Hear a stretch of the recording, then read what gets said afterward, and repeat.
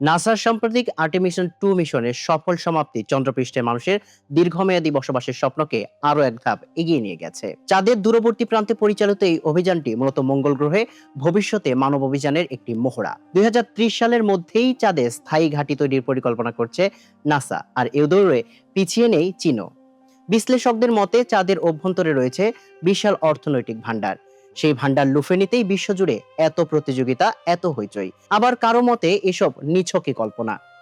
অনেক বিখ্যাতদের মতে একবার চাঁদে যেতে যে পরিমাণ অর্থ খরচ হয় তা দিয়ে কয়েক লক্ষ মানুষের জীবন বদলে দেওয়া যায়। তবুও প্রশ্ন থাকে, কেন এত আগ্রহ এই চন্দ্রাভিযান নিয়ে? লুনার মাইনিং বা চন্দ্র খনন আগামীর অর্থনীতি।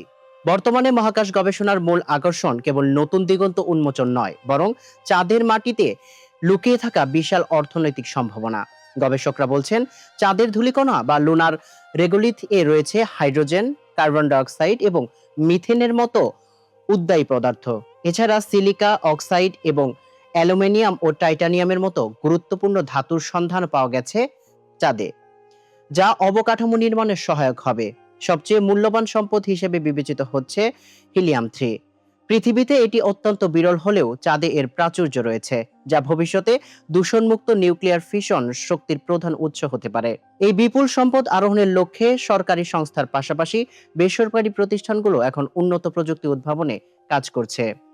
আইনি জটিলতা ও পরিবেশগত ঝুঁকি। তবে এই বাণিজ্যিক প্রতিযোগিতার ভিড়ে বড় হয়ে দেখা দিচ্ছে কিছু নৈতিক ও পরিবেশগত প্রশ্ন। বিশেষজ্ঞরা আশঙ্কা করছেন, অনিয়ন্ত্রিত খনন কার্যের ফলে চাঁদের বৈজ্ঞানিক ও সাংস্কৃতিক গুরুত্ব নষ্ট হতে পারে। বর্তমান আন্তর্জাতিক চুক্তি অনুযায়ী কোনো রাষ্ট্র চাঁদের মালিকানা দাবি করতে পারে না। তবে সম্পদ আরোহণের বিষয়ে কোনো সুনির্দিষ্ট ও সর্বজনসম্মত আন্তর্জাতিক আইন এখনো নেই। কিছু দেশ জাতীয় আইন সম্পদ উত্তোলন অনুমতি দিলেও চাঁদের পরিবেশ রক্ষায় এটি শক্তিশালী আন্তর্জাতিক নীতিমালা এখন সময়ের দাবি।